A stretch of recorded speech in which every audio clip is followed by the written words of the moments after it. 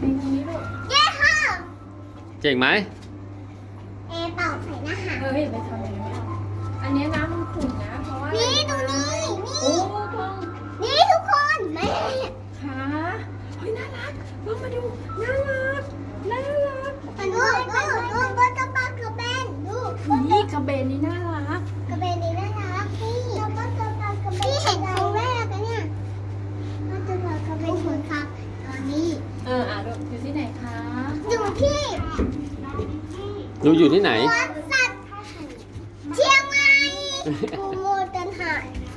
เข้าไปอุโมงค์ ว้ายว้ายอะไร โอ้ปลาบึก ตัวมันใหญ่กว่าปกป้องอีกปกป้องดูดิ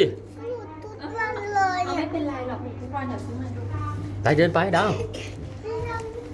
ปลาบ้าของปลาบ้าของ ว้ายบ้า หรือคนบ้า